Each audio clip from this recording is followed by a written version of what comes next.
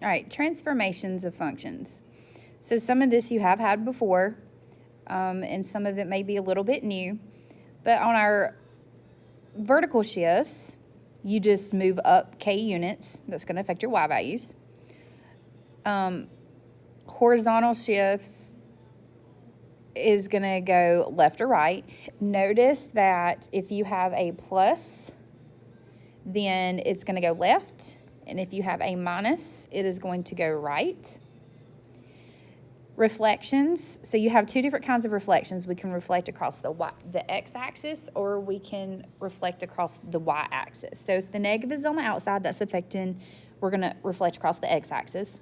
And if the negative is on the inside, we reflect across the y-axis. Then we have stretch and compressions. So if you're multiplying by a number c, if it's greater than 1, then it's going to stretch. If it's between 0 and 1, so think like 1/2, 2/3, then what it's going to do is compress it, okay? And what you want to do is you're going to, notice here, multiply y by c. Okay, you just multiply the y, you leave the x alone. All right, then our horizontal stretches and compressions. If we have the absolute value of f of x, you're just going to make all your y's greater than 0, which just means positive. Okay, so any y that's already positive, any set of points that has a positive y value, you just leave it alone. But then the points that you want to change be the ones that have negatives. And then we have f of the absolute value of x. If x is greater than or equal to 0, which means it's positive, or 0, it stays, and then you keep those, and then you reflect those across the y-axis. And then make sure you follow the order of operations when there is more than one transformation. So, given the graph of f, graph each transformation and label all points. Okay, so looking at the first one, -2 here, so that just means that we are going to go shift all of our points down 2. So if we start with -5, -3, it's now going to be at -5, -5. Okay. All right, -3, -1, or sorry, -3, +1. If we shift it down 2, then it's going to be at -3, -1. Our next point, 1, 1, if it goes down 2, it's going to be at 1, -1. Then we have the point 3, 3, which is going to be at 3, 1. And then our last point, 4, -2, will end up at 4, -4. Okay. Okay, so then on B, so the +2 here, that just means that it is going to go left 2, and the +3 means it will go up 3. Okay, so I'll just take all my points. I'm going to go left 2 units, up 3 units. So starting with -5, -3, if I go to the left, that puts me at -7, and then I want to move up, that puts me at 0. So -7, 0. So then at -3, 1, if I go left, that will put me at -5, and then up the 3 units will put me at 4. So -5, +4. Then if I have, I'm at 1, 1, and if I go left 2 and up, that will put me at -1, +4. And then 3, 3 will move to 1, 6. And 4, -2 is going to move to 2, 1.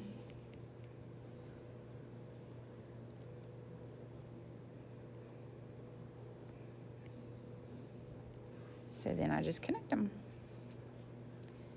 Okay, on C, this negative here, so two things are actually going on. I'm moving across the x-axis, that's your negative, And we have a stretch by 2. So we're going to multiply y by 2 is what we're going to do there. Okay? So if I take -5, -3, and reflect it across the x-axis, that's going to put me at, I'm still going to be at -5, but then if I multiply my y by the -2, sorry, I should put a -2 right there, then that will put me at +6. So -5, +6.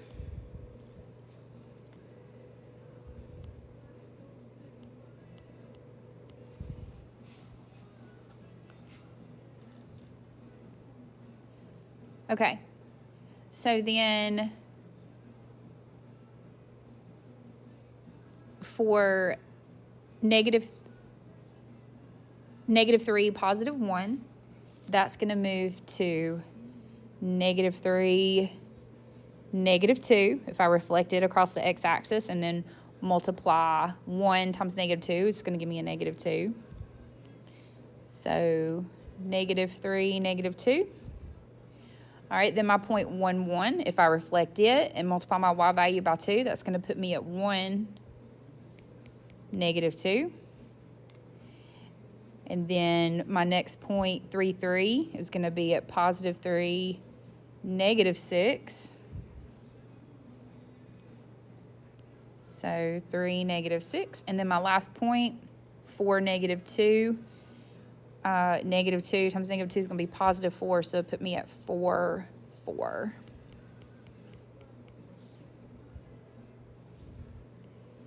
So there's my graph. Okay, for D.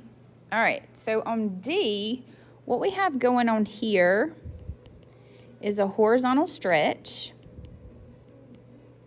And then we are also going to go down 1, okay?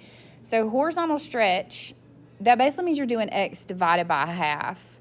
So you want to take your x, divide it by half, and if we simplify that, that's like x times 2, so 2x. So that's what we're going to do to our x's. And then, of course, we're going to go down 1, okay? All right, so -5, -3 is going to go to -10. It's going to be on the edge here, -4. So -10, -4. All right, so for -3, 1, I'm going to do -3 times 2, which gives me -6. And then if I move my y value down 1, that's going to put me at -6, 0. My next point at 1, 1. 1 times 2 is 2. And then if I move down 1, then obviously that's going to be at 0. So, oops, I'm at 2, 0. All right, then for 3, 3. So 3 times 2 is 6. And then if I move my y down 1 point, that's going to put me at 2. So 6, 2. And then my last point, 4, -2. 4 times 2 is 8. And then if I move -2 down to 1, that's going to put me at -3. So I have 8, -3. So you can see how it stretched it horizontally. Okay. Absolute value of f of x. So remember, what that means here is that we're taking the absolute value of all of our y values. So if the y's are already positive, we go ahead and graph them. So I'm going to go ahead and plot those points. I've got -3, +1, and I've got 1, 1, and then I've got 3, 3. And I'm going to go ahead and draw all the part of the graph that is all above the x-axis, so even the part that extends directly to the x-axis, okay? So now, we'll do this in a different color. We take the ones that had y's that were negative. So -5, -3 is now going to be -5, +3. and then I just connect to those points. And then my last point there, 4, -2, is going to be 4, +2.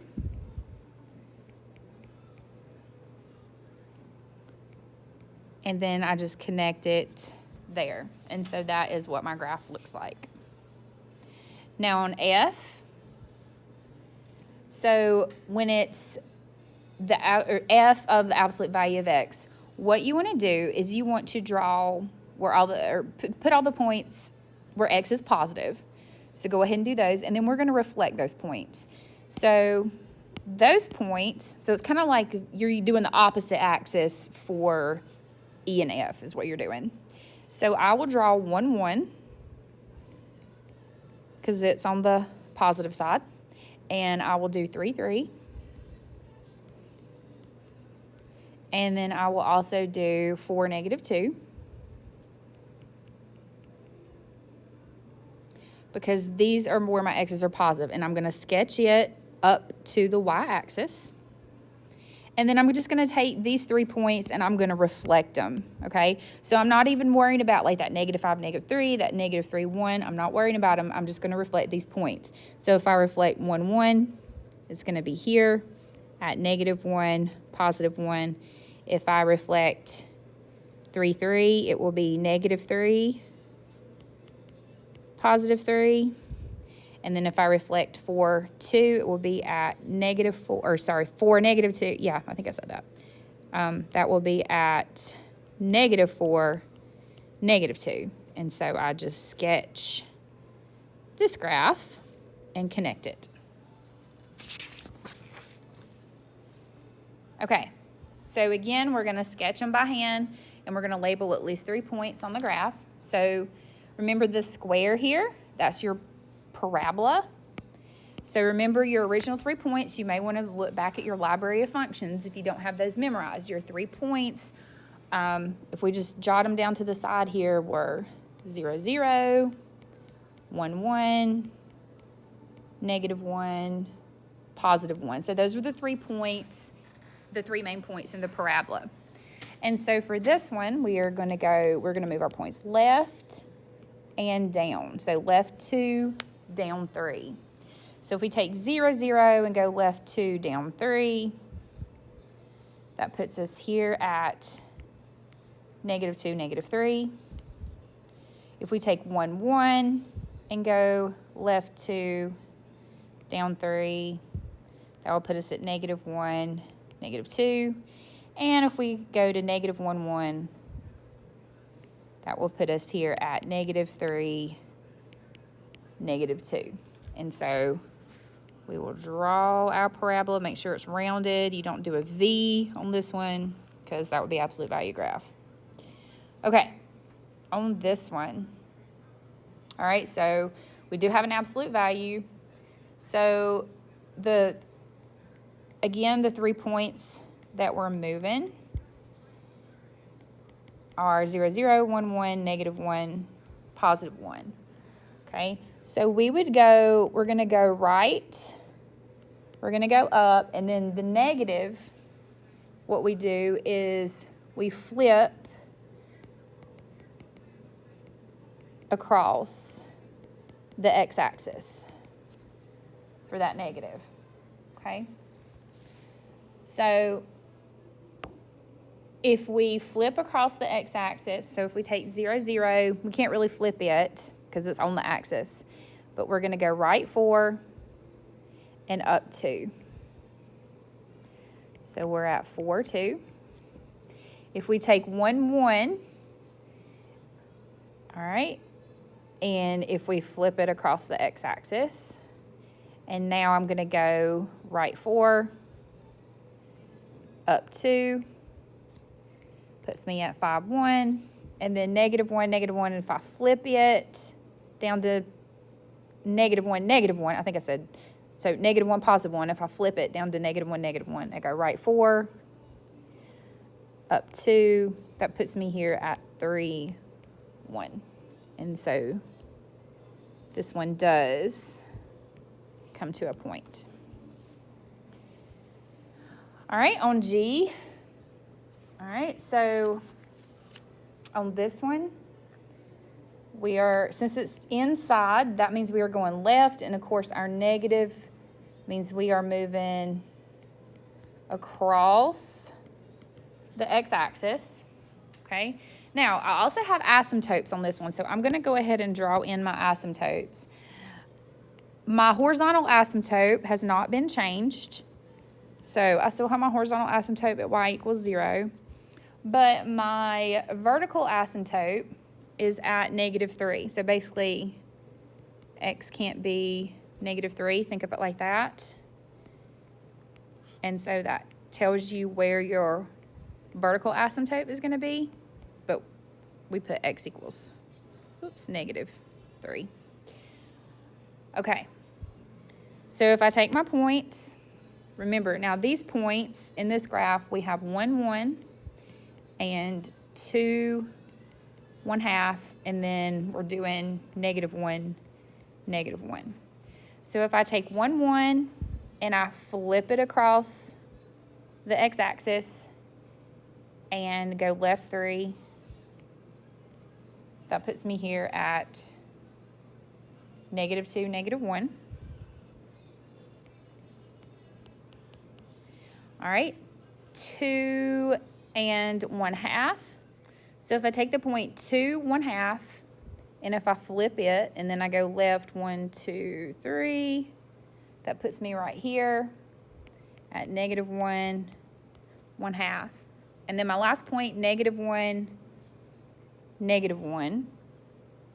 If I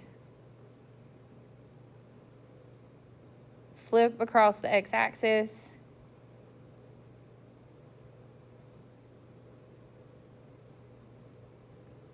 and then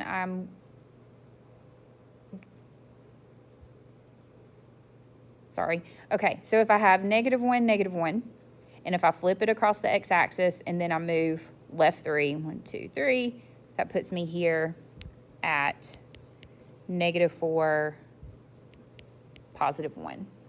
And so remember what these graphs look like. They go right up against the asymptotes. I should be going more that way, be getting closer to that asymptote. Okay, so then we have our greatest integer graph. So in our greatest integer graph, remember when it's on the inside, that's a horizontal stretch. So we're actually going to be doing x, our x is divided by 2. So when we take each of our points, so if you think of each of your steps, so if you've got 0, 0, that one's just going to stay because 0 divided by 2 is still going to be 0. But then if you've got 1, your point 1, 0, so 1 divided by -2 is going to be a -1/2. So it's just going to be, let me like zoom in here to make my graph a little bit bigger. Whoops. So it's going to be an open circle here. So this step will be at 0, 0, -1/2.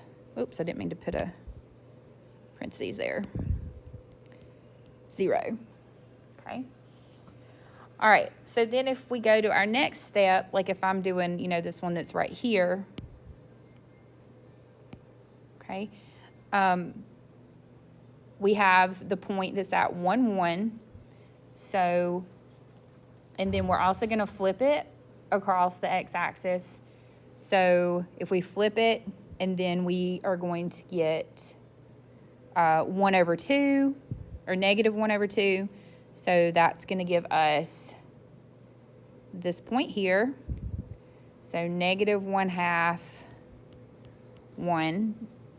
And then if I'm doing my point where I was at 1, 2,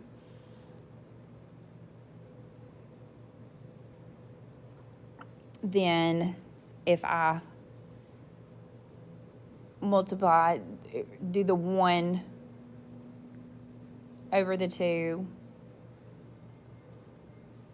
sorry, 2, 1, I said that backwards. 2, 1, 2 over 1 is 1, or -1 in this case, because we flipped it, or we're dividing by the negative, so that's going to give us our negative.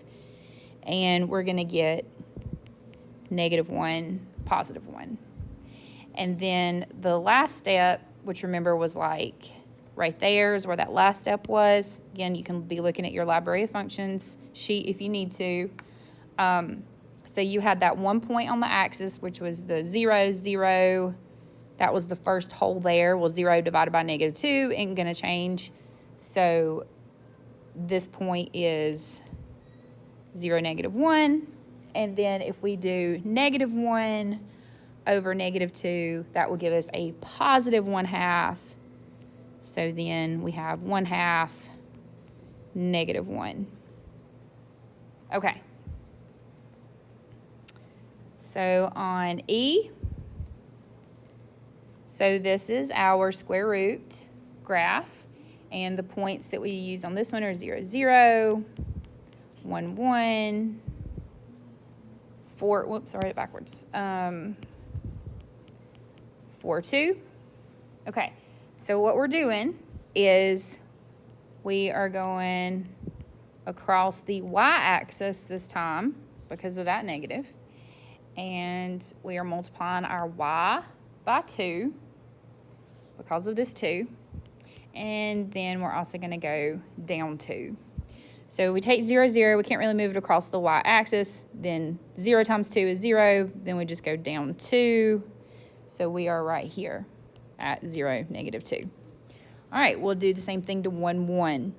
Flip it across the y-axis, multiply your y value by 2, and that's going to give us -1, 0. And sorry, down 2, I forgot to say that, but we moved down 2. And then on our last one, 4, 2, if we move across the y-axis, and we're going to multiply our y by 2, and we're going to move down 2, that will put us over on the left side at -4, +2. And so remember, this graph is just gradually going up, and it like slows down, like the increase slows down a little bit. Okay, absolute value of x. So remember, we're thinking of the points of this, but we also have the x squared in there too, okay? So we kind of have like 2 of these in one here. So we are going to go down 4. And we also have to keep in mind the absolute value. But the points that we are doing are 0, 0, 1, 1, and -1, +1. These are the points that we're moving, okay? So I have, 0, 0, if I just square my x, but then I move it down 4, okay? But then we have to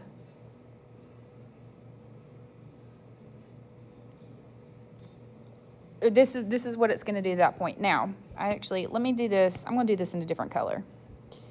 Because what's going to happen here, I'm doing this part first, but these are the points that are going to end up being reflected.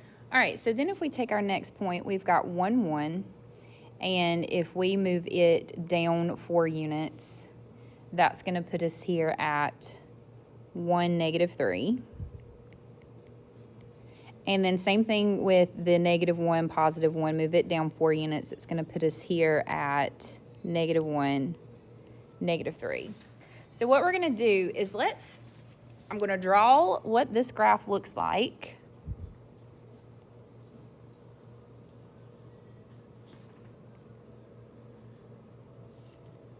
Okay.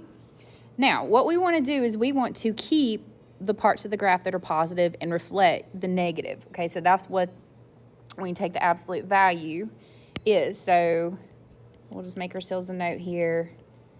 Anything above x-axis stays, and then reflect any points below. So we're going to actually be reflecting all 3 of these points. Now, I'm going to go ahead and go over this because this is going to be part of my final answer because it was already positive, even though we didn't actually plot specific points, but it's still part of our graph.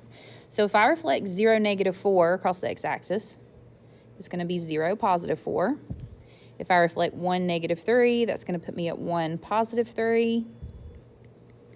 And then if I reflect -1, -3, that will put me here at -1, +3. Now remember, the parabola has the U shape, so we are just going to connect, keep that U, and that's what the graph looks like. So it's actually the pink graph there. And that is our transformations.